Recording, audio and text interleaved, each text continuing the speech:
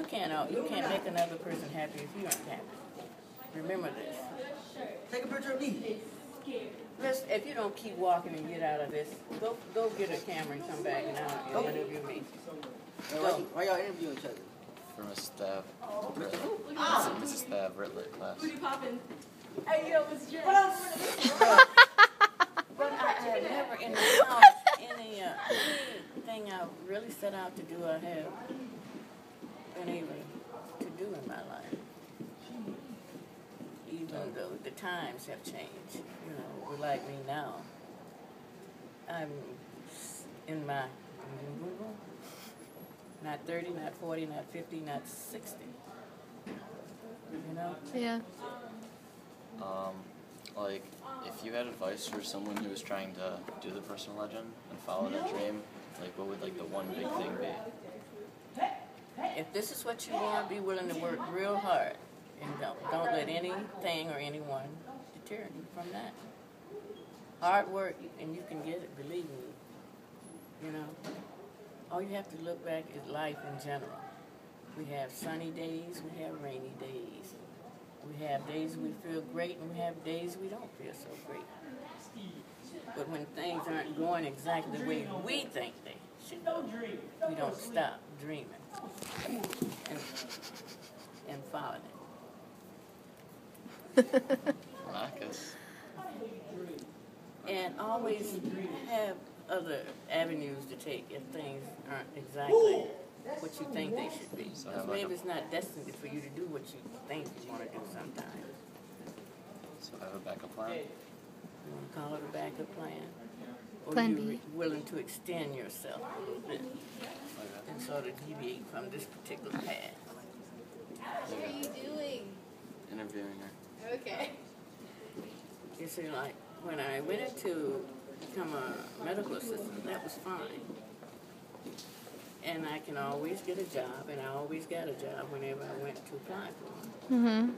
But then I reached the point where this wasn't what I really wanted to do. And then I decided I wanted to get a little more in depth with it. So at first I was going to get away from being a medical assistant, become a dietitian. But at that time, I had a child, and it was just the two of us. And I couldn't ask Mom to keep my boy because I would have, my tuition, a way to become a nutritioner would have been paid. It was a doctor working at Children's Hospital, Dr. Norback and his wife. But he was going to be moving to New York. I'd have to go to New York to become a dietitian. So that's when I went into Kerwood for X-ray because I had met this technician through the work at the clinic there, who was giving these courses. So he told me that I could work part-time and go and get the necessary hours to take the test to become certified. So that's what I did. But you always got to work hard. Wave to the camera, Granny. I love you too. I love you. So when you make up your mind that you want to do something and it doesn't pan out the way you think it should, don't be discouraged. You know, don't be afraid to sort of step out of your comfort zone. Because when I came to Lancer, which is almost 17 years ago, I was definitely out of my comfort zone with teenagers. Yeah. You know. So I went into business for myself then.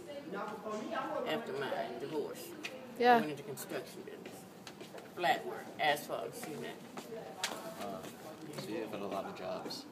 A lot of different, I spent a little careers. time on all of them. Well, honey, I'm just 18. So, yeah. I was thinking 17.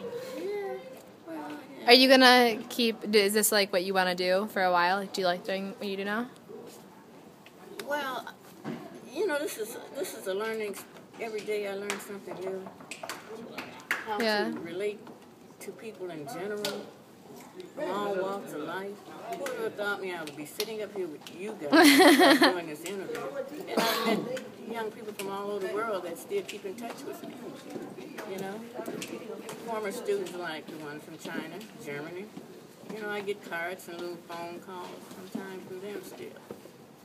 So it's rewarding. Grandma, there's a leak in Mr. X room in the ceiling. Grandma, is it? Keep open that door. I had to tell you. Just like, Well, you know what? You go to the office and tell them to call. All right, what about for that the door, office.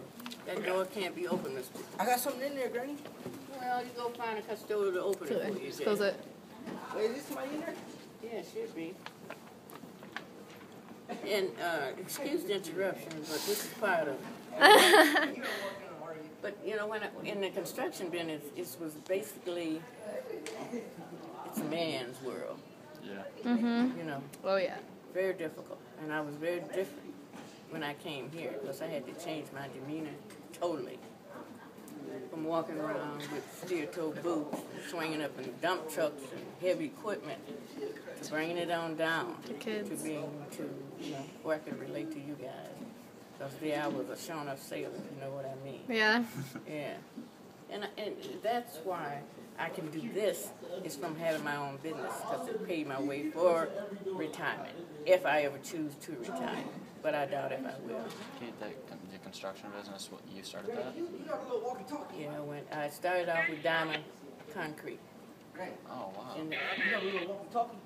Can't you walkie-talkie and tell them to come in? Now open the door for me. Karen? I mean, go find Karen out here. York, 314. And the young man that was in diamond concrete, he was getting ready to relocate. So we had a lot of clients that were here. So he asked me if I want to go on into the business. And so I was spending a lot of time in the library to get my building license in order to go into business for myself, you know, to learn all the codes and the restrictions and entailments of that. So I went into that in '84, and I stayed into that until '92, and I still sometimes go out on jobs now. But I like what I'm doing.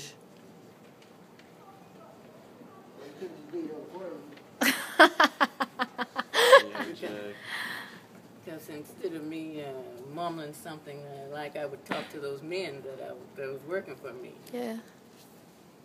it wasn't easy. Yeah.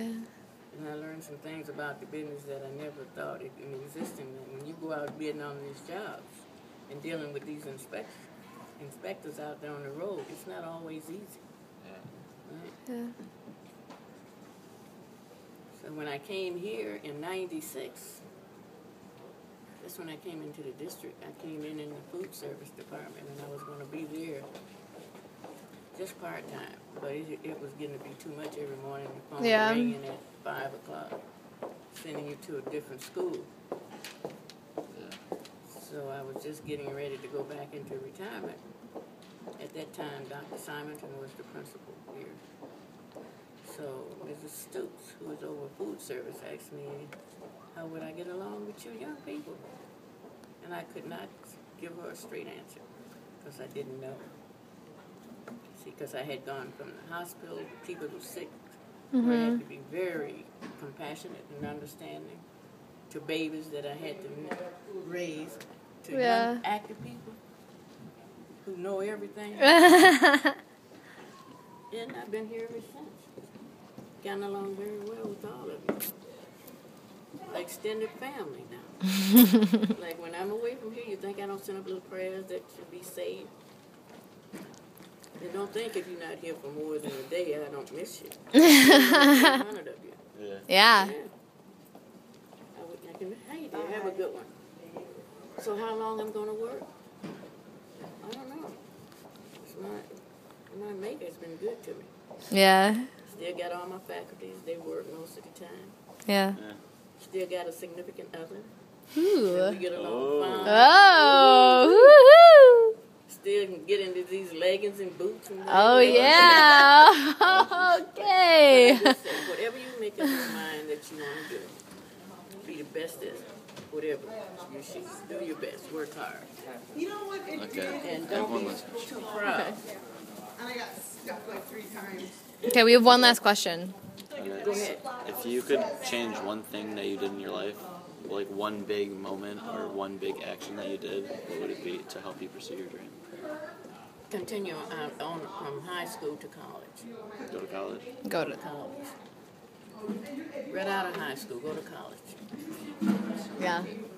Because That's, yeah. it'll probably be one of the major transitions in your life from high school to college. Because once you're here, there's some demands on you. In college, if you accept it there, they're not going to kick you out. You pay your tuition and you can be there. Yeah. Right. Just work hard and always do your best, whatever you do. If you sweep a floor, sweep it good. You know what I mean? Yeah. But always aim high. Then if you fall short, it's not like you didn't try to make it to. All of us don't make it to the pinnacle. You know that, don't you? Yeah. And maybe it's not meant for us to be there. And when one door closes, another one opens. Take it from granted. Because I was born back there during the time when, honey, it was segregation. You know. But my grandmother, which was mixed up, she said, you don't know what you are until you try